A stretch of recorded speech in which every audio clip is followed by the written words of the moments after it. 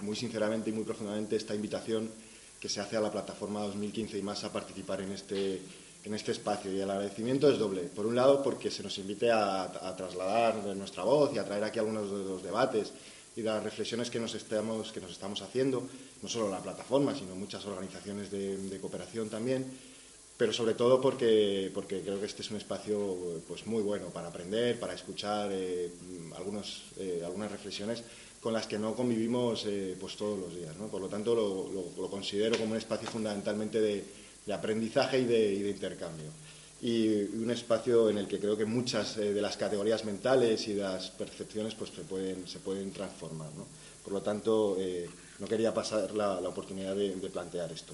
Bueno, el planteamiento que se nos hacía, el planteamiento que se me hacía era intentar identificar o plasmar algunos de los desafíos que tienen las organizaciones de cooperación en términos de incidencia política y de participación. Y a la hora de abordarlo yo me hacía algunas de las preguntas con las que cerraba Pedro. ¿Cómo lo abordo? Trato de identificar cuáles son aquellos ámbitos en los que creo que debemos incidir, aquellas agendas, aquellos temas en los que creo que hay que incidir, aquellas estrategias a través de las que tenemos que abordar este proceso de incidencia, aquellos actores con los que tenemos que trabajar o abordamos desde una reflexión previa. Y yo creo que por el momento en el que estamos la reflexión es previa. Tiene que ver con esta pregunta que hacía Pedro, ¿no? Más vinculada de cómo vamos a sobrevivir. Yo creo que la pregunta anterior es qué queremos ser, ¿no? ¿Qué queremos ser las organizaciones de cooperación y cómo queremos abordar el futuro y cómo queremos que sea nuestro papel, el papel de las organizaciones en un proceso de emancipación y en un proceso de transformación social, ¿no? Y el punto de partida yo creo que ya encierra un planteamiento crítico con el papel que numerosas organizaciones han jugado pues, en los últimos años y en las últimas décadas, ¿no? Un papel que no ha cumplido probablemente con las expectativas en términos y en materia de transformación social, ¿no? En términos de emancipación. Y yo creo que hay una cierta reflexión colectiva que apunta hasta esta dirección en el ámbito de las organizaciones de cooperación.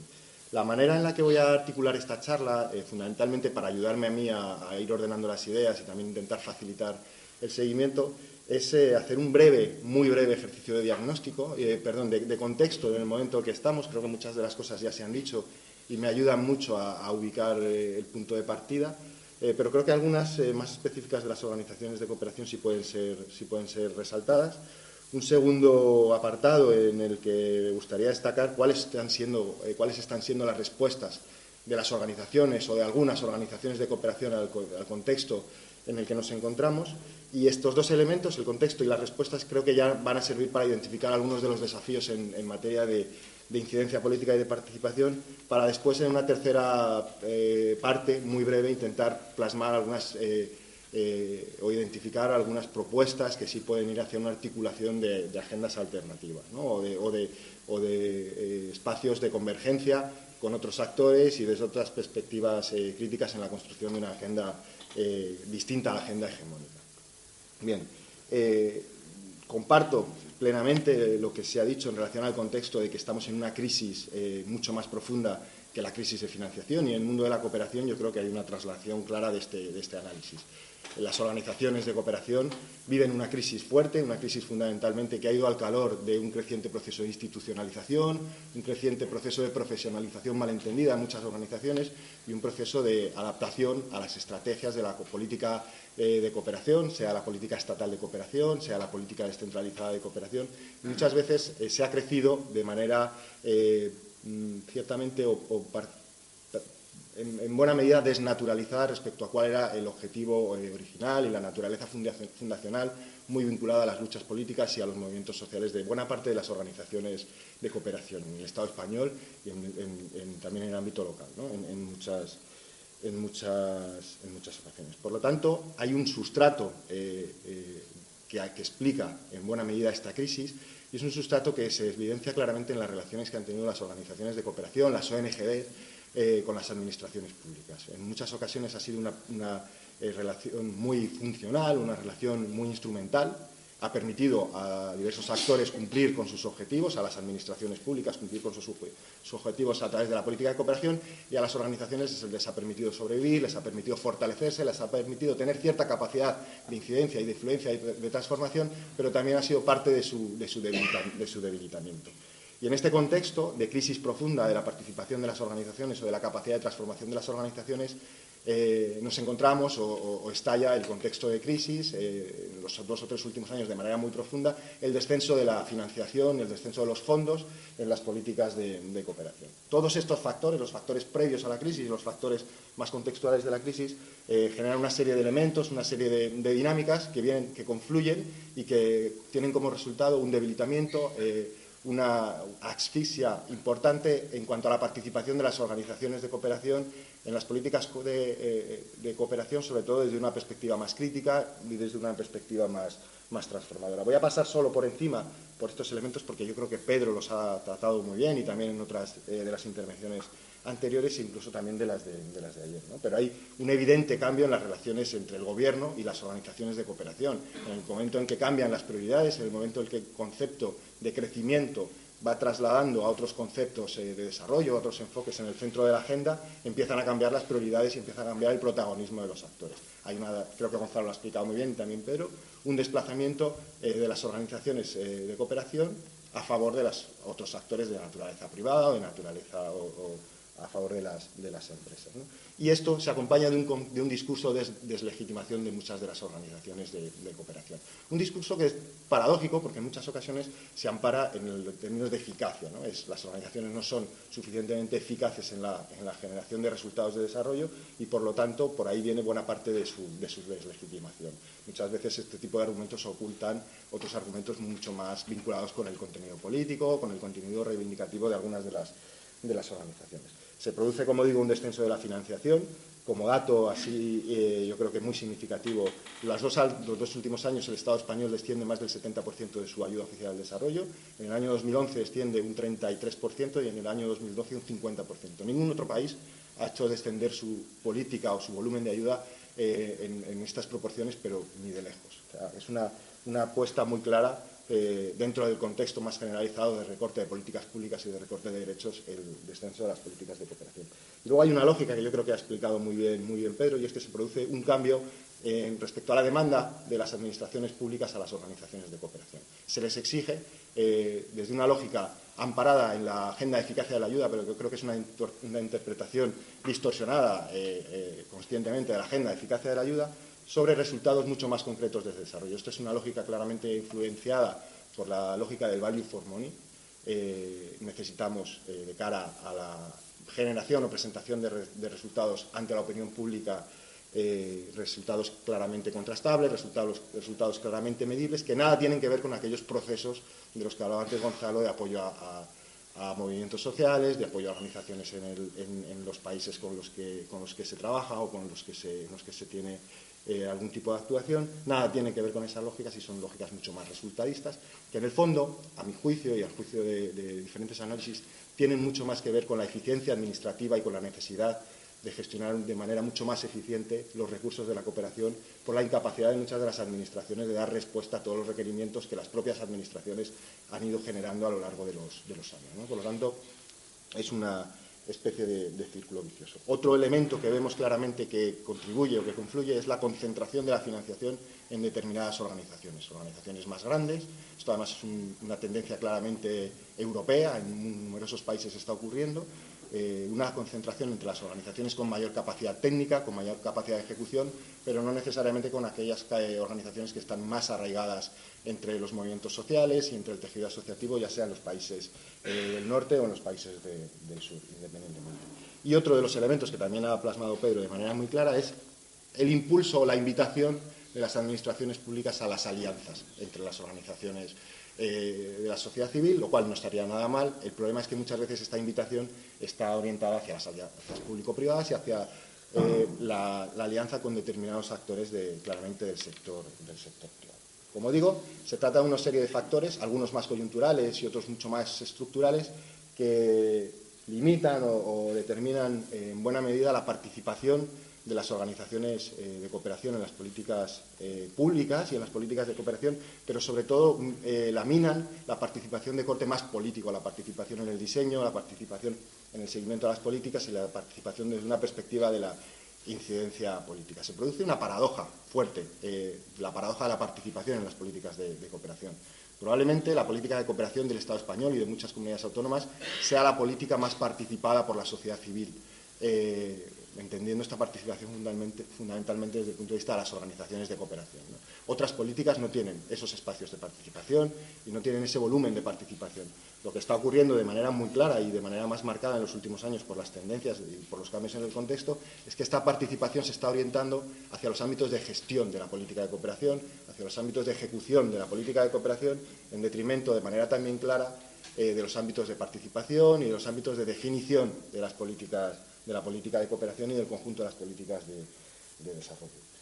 Bien, pues este es el contexto o el punto de partida desde el que muchas organizaciones o algunas organizaciones están tratando de ubicarse en el momento de crisis profunda en el que vivimos y en el momento de amenaza, en muchos casos amenaza incluso de desaparición y de debilitamiento fuerte de todo el tejido asociativo que se ha ido generando a lo largo de 3 décadas en torno a las políticas de cooperación.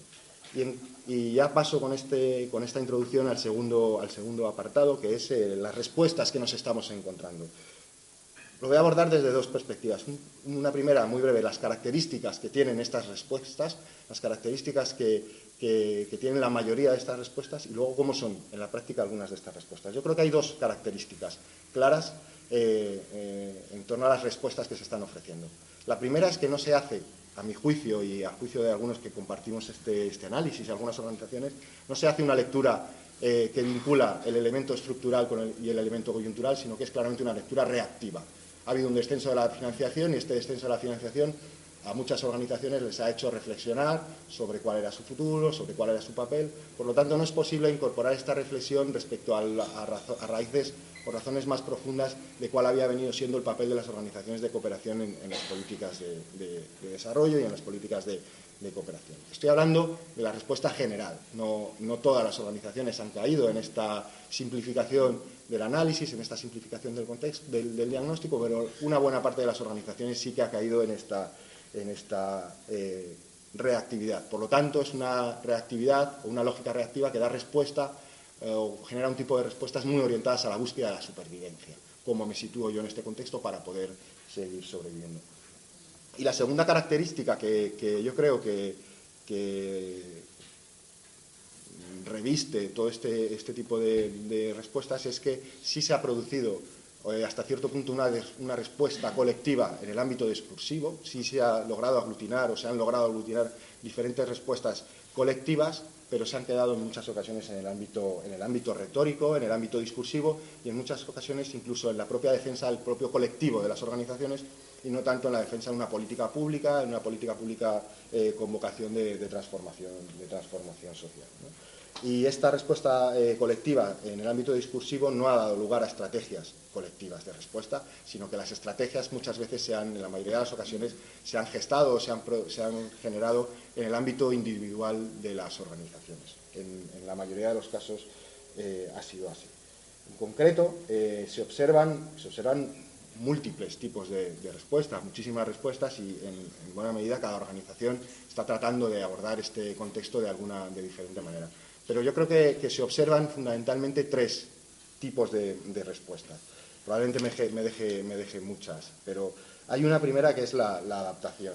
Creo que tiene que ver con esa invitación de la que nos hablaba Pedro, o esa respuesta también en la relación con las empresas a la colaboración, ¿no? Creo que está muy vinculada y son procesos bastante paralelos.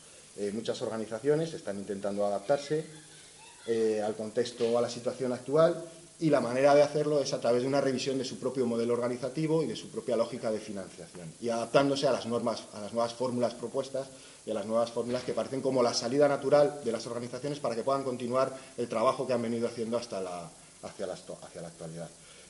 Nuevas fórmulas de financiación, la innovación social, el marketing social, las alianzas multiactor, los partenariados con las empresas y las alianzas público-privadas. En estas este tipo de respuestas no se vinculan con una revisión profunda del propio papel o con una revisión autocrítica del propio papel que han venido jugando las organizaciones, y se trata de adaptarse al contexto para seguir haciendo un trabajo seguir cumpliendo el papel que se hacía en las políticas de cooperación. Digamos que estas son las organizaciones que están teniendo una estrategia de respuesta, aunque sea una estrategia reactiva. Yo creo que, no sé si compartís conmigo, pero es una respuesta mayoritaria. Es una respuesta, no caracteriza al conjunto del colectivo de las organizaciones, pero es una respuesta claramente mayoritaria, que en algunos casos también se está materializando en la revisión del propio modelo organizativo, de las estructuras de las organizaciones. Hay una segunda respuesta que yo creo que es más insustancial para el futuro, para los desafíos de las organizaciones de cooperación dentro de la política pública de cooperación. Es una respuesta bastante inercial, bastante superada por el contexto, y que no acaba de dar lugar a determinadas estrategias o a tomar partido por una determinada estrategia. A mi juicio, las organizaciones que están apostando por esta estrategia inercial son las que tienen menos capacidad para observar que esto es una crisis profunda y es una crisis estructural, y probablemente es una crisis que supone un punto de inflexión entre el momento anterior y el momento posterior. Y es muy probable que estas organizaciones acaben desapareciendo o pasando en un perfil bastante irrelevante, ¿no? Y que es muy difícil que puedan mantener el trabajo y el papel que han venido haciendo. Y hay un tercer tipo de actuaciones o de lecturas o de respuestas que entienden, aunque estén inducidas de manera claramente reactiva o hayan sido de manera reactiva, han tratado de incorporar la reflexión mucho más atrás, o han tratado de analizar qué es lo que había ocurrido, y están en un contexto o están en una búsqueda constante de revisión de su propio papel y de repolitización. Hay organizaciones que ya se han movido o se venían moviendo en esta lógica o reflexionando desde esta lógica, pero de manera muy clara la crisis de la financiación en el año 2009, en el año 2010, produce un impulso y se visibiliza claramente en los 2 últimos años en cuanto al proceso de reflexión y el proceso de repolitización que muchas organizaciones entienden que están obligadas a plantearse y hacer en este contexto de crisis. Aquí hay una cuestión también interesante. Creo que es una lectura que muchas organizaciones tienen hecha a título individual. Creo que es un proceso en el que muchas organizaciones llevan tiempo andando, otras desde el contexto de la crisis, pero a mi juicio y a juicio de muchas organizaciones no se está traduciendo en una estrategia colectiva. No se está traduciendo necesariamente en una repolitización del colectivo de organizaciones sociales de cooperación, y ahí probablemente radica el principal desafío, que la lectura de numerosas organizaciones de esa visión o de esa revisión de su papel, de esa repolitización, sirva de elemento de arrastre para muchas otras organizaciones que están en este momento abordando estas reflexiones. Bueno, y ya me meto con algunos de los desafíos a los que creo que se enfrentan las organizaciones para lograr aumentar o para lograr impulsar su papel como actores de transformación, actores de emancipación, y para lograr un marcado carácter de incidencia política y de participación y vinculación con la sociedad civil. Para ayudarme a ordenar en la cabeza estos ámbitos o estos desafíos, os propongo 3 ámbitos claros en los que las organizaciones trabajan y que suponen desafíos y suponen contextos diferentes. El primero es el ámbito internacional, o lo que se denomina como la Agenda Internacional de Desarrollo, y cómo se posicionan las organizaciones ante la Agenda Internacional de Desarrollo. Y creo que esto es una reflexión necesaria en este momento, por el momento también temporal en el que estamos. Estamos en el año muy cerca del año 2015, cerca de alcanzar el final de la fecha de la agenda que ha significado cierto consenso en la comunidad internacional, no así dentro de la sociedad civil y de los movimientos sociales y de otro tipo de lecturas más críticas y otras agendas, pero sí que los objetivos de desarrollo del milenio han significado una agenda de consenso de mínimos entre la comunidad internacional o entre parte de la comunidad internacional.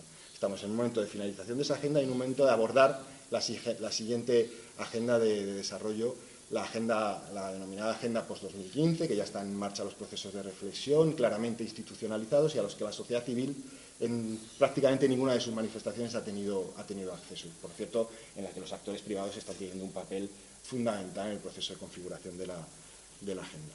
Y creo que es importante este momento y creo que es importante la reflexión, porque aunque la participación en el proceso de definición formal de la agenda es complicada y es muy restringida y no hay prácticamente ningún margen, lo que sí que se observa es que hay diferentes aproximaciones o paradigmas del desarrollo en competencia y en tensión en el momento de configurar esta agenda. Si la agenda de los ODM en el ámbito retórico fue una agenda del concepto de desarrollo humano y sostenible, en el ámbito retórico se situó el concepto de desarrollo humano y sostenible, aunque luego las políticas que se gestionaban, las políticas que se impulsaban desde los ámbitos del desarrollo y la cooperación no iban por esa línea, sí que se consiguió situar en el corazón del discurso el concepto de desarrollo humano y sostenible.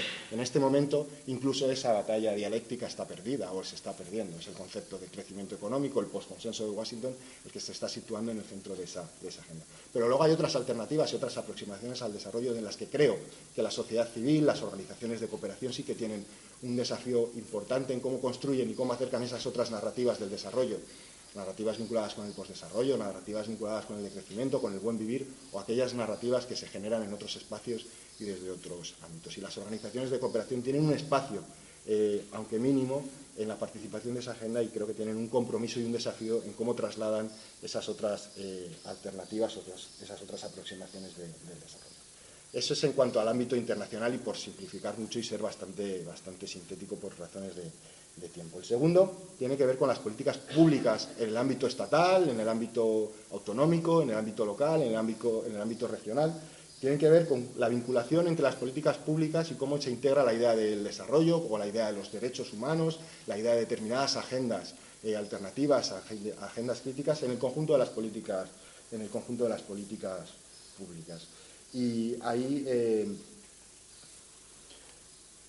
creo que también ha salido con fuerza esta mañana cómo el mundo de la cooperación, el mundo de la solidaridad internacional ha vivido en demasiadas ocasiones de espaldas, o una parte importante del mundo de la cooperación y de las organizaciones de cooperación ha vivido de espaldas a lo que pasaba en otros espacios, a lo que pasaba en otras agendas, a lo que pasaba en otras luchas. Y creo que es momento de romper con esa dicotomía o de romper con ese encasillamiento que las organizaciones de cooperación han estado en mucho tiempo.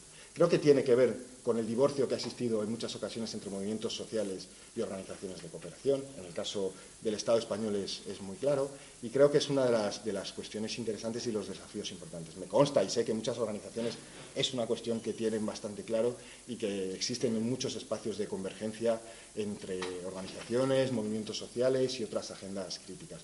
Creo que en los casos en los que se ha producido esta convergencia de manera más clara y de manera contundente han sido casos muy exitosos de incidencia en la agenda más hegemónica y a través de discursos alternativos y discursos críticos. Por ejemplo, cuestiones de deuda. Se han trabajado desde, no me gusta mucho esta terminología, pero desde los insiders y los outsiders del sistema. No me parece que defina bien la realidad esta terminología, pero creo que es también muy gráfica, ¿no? O cuestiones como la tasación de las transacciones financieras, los impuestos globales, también son elementos en los que cuando la agenda más institucionalizada de las ONGs y menos institucionalizada de los movimientos sociales han trabajado de manera convergente, pues han tenido mucha capacidad de incidencia y transformación de agenda, ¿no? Desde una perspectiva crítica. Por lo tanto, creo que ahí hay un desafío importante que se vincula también con el desafío de las organizaciones de romper ese ensimismamiento, de muchas de las organizaciones de cooperación, de romper ese ensimismamiento en el que han estado trabajando y vincularse con otras organizaciones del tejido asociativo. Bien, vinculando estos tres ámbitos, ámbito de internacional, ámbito de políticas públicas y ámbito de participación y vinculación con el tejido asociativo, para terminar, porque ya se va acabando el tiempo y creo que probablemente estamos todos y todas un poquito ya agotados y creo que el debate va a dar mucho pie, voy a identificar creo que son 6 desafíos a los que, a mi juicio, se enfrentan las organizaciones de cooperación en términos de incidencia política para aumentar su capacidad de transformación social y de participación social. El primero, por cierto, todos ellos apuntan hacia esa vía, hacia ese tipo de respuestas vinculadas con la repolitización y la revisión del propio papel de las organizaciones. El primero de ellos me parece que es importante hacer diagnósticos. A veces dedicamos poco tiempo a los diagnósticos para ponernos en marcha y hacemos diagnósticos excesivamente débiles o creemos muchas veces que compartimos diagnósticos por el hecho de tener objetivos comunes, ¿no? Es verdad que en ocasiones esto sí permite ponerse de acuerdo, pero en otras muchas ocasiones la falta de diagnósticos claros nos impide identificar hojas de ruta o nos impide tener acciones o una actividad coherente con ese discurso, con ese diagnóstico como resultado de la debilidad del diagnóstico. Creo que en línea con hacer diagnósticos y actuar coherentemente con estos diagnósticos es importante reflexionar sobre qué nos dicen los diagnósticos sobre los propios modelos organizativos de las ONGs y si no se deben transformar buena parte de estos modelos organizativos, en ocasiones hipertrofiados, excesivamente dotados de una estructura grande y que luego es difícil de mover en determinados momentos, ¿no? Transformar nuestros modelos relacionales, transformar con quién nos relacionamos y plantear quién son nuestros socios y nuestros aliados prioritarios, ¿no? Yo creo que esas reflexiones tienen que venir en buena medida de los diagnósticos y los diagnósticos compartidos y colectivos, y no solo de los diagnósticos generados en el marco de las organizaciones de cooperación, sino de los diagnósticos generados en otros espacios. Este me parece un espacio muy adecuado, ¿no?, para elaborar diagnósticos conjuntos.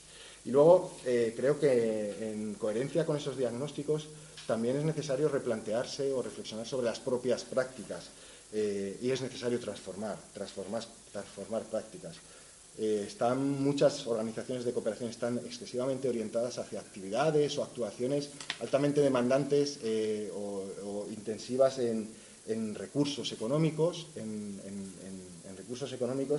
y una reflexión interesante es orientarse o reorientarse hacia actividades mucho más intensivas en recursos como el conocimiento, las redes sociales, la participación con otros actores o el trabajo en red. Bien, un segundo aspecto que me parece fundamental para ver cómo se plantea el propio papel y cómo se plantean las principales reflexiones de las organizaciones, cómo se orienta la reflexión hacia dónde se quiere orientar y hacia cómo se quiere ser, es pensar y repensar la propia legitimidad de las organizaciones.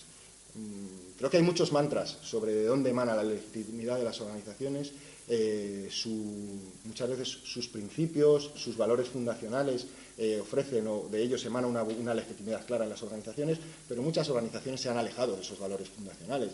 En ocasiones la legitimidad de las organizaciones se identifica con los resultados en términos de desarrollo a los que da lugar su trabajo, pero también en muchas ocasiones no tenemos evidencias de cómo se está generando o cuáles están siendo esos resultados en términos de transformación social y de movilización, por ejemplo, ¿no? Son fuentes de legitimidad que no tienen por qué ser necesariamente las únicas y las válidas o las más válidas en cuanto a las organizaciones. ¿Por qué no la base social? Y no digo la base social contada en términos de donantes o personas que aportan a la organización, sino base social real de una organización, base movilizada, base militante, ¿no? O por qué no en cuanto a su imbricación en luchas ciudadanas, ¿no? ¿Por qué no puede provenir de esos elementos la legitimidad de las organizaciones?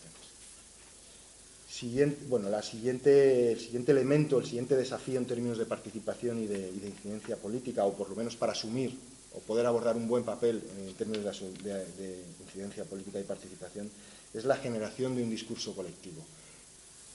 Y no solo la generación de un discurso colectivo, sino la vinculación entre un discurso colectivo y estrategias de actuación colectivas. Y con esto, y esto creo que es una cuestión bastante importante, no estoy diciendo que el conjunto de las organizaciones tengan que emitir un discurso colectivo y que el conjunto de las organizaciones de cooperación tengan que generar estrategias colectivas. Necesariamente, o por la propia naturaleza de muchas organizaciones, esto es imposible y además no es deseable que el conjunto de las organizaciones dé lugar a estrategias colectivas. Pero sí hay espacios de convergencia entre muchas organizaciones de cooperación, movimientos sociales, academia crítica. Ahí sí que hay espacios de convergencia en los que creo que sí que se puede ofrecer una buena respuesta colectiva y articulada con otros actores, ¿no? Como decía antes, la agenda o el seguimiento crítico de la agenda de desarrollo nos da buenos ejemplos. La coherencia de políticas en muchas ocasiones, la reivindicación de la coherencia de políticas, los derechos humanos, las migraciones, la agenda feminista, la agenda ecologista, han ofrecido buenos ejemplos de cómo se pueden elaborar estrategias conjuntas. Otro elemento que me parece que es un desafío fundamental para las organizaciones, que tiene que estar presente en esta reflexión sobre qué papel queremos jugar, es la lucha por el conocimiento. El conocimiento es poder y el conocimiento crítico es contrapoder. Y creo que esto es algo que tenemos que manejar de manera clara desde las organizaciones sociales. ¿Qué conocimiento tenemos? ¿De dónde emana ese conocimiento? ¿Quién lo genera? En la medida que somos capaces de generar conocimiento, estamos asumiendo unas cuotas de poder o contrapoder bastante elevadas. No todas las organizaciones tienen capacidad de generar conocimiento, muchas sí lo tienen, pero sí tienen capacidad de generar alianzas basadas en la generación de conocimiento crítico. Y ahí la academia, con una perspectiva crítica, creo que tiene un papel muy importante que jugar. Y por último, termino, me parece que otro de los elementos fundamentales es la ocupación de los espacios políticos y de los espacios institucionales. César hacía una reflexión ayer interesante y decía: los espacios políticos, los espacios institucionales hay que pelearlos y hay que ganarlos. Yo no puedo estar más de acuerdo con esa afirmación. De hecho, muchas organizaciones muchas organizaciones de cooperación han conquistado y han logrado estar en espacios políticos. Están en espacios de interlocución política, como los consejos de cooperación, como los consejos de cooperación autonómicos locales. Están también presentes de manera informal y de manera intermitente en los parlamentos. Están también presentes en muchas de las consultas sobre documentos de cooperación. Otra cosa y otra cuestión es qué papel, qué uso se está haciendo estos espacios políticos. Y aquí creo que también se visibiliza la paradoja de la participación. Estamos infrautilizando estos espacios de participación política. Están claramente desvinculados de la realidad social en muchas ocasiones la voz que se traslada a estos espacios, y en demasiadas ocasiones acaban jugando un papel de negociación técnica respecto a las agendas y respecto a las políticas de cooperación. A mi juicio es muy importante una repolitización de estos espacios. Es importante entender que no son espacios de negociación de determinados intereses, sino que son espacios del interés colectivo y son espacios de defensa del bien común y por tanto de la vinculación de la sociedad y la vinculación de la ciudadanía, ¿no? Creo que es importante recordar que la capacidad técnica no es ni la única razón ni la razón que da más legitimidad a las organizaciones para estar en estos espacios, sino que es la legitimidad social que las organizaciones tienen para estar en estos espacios.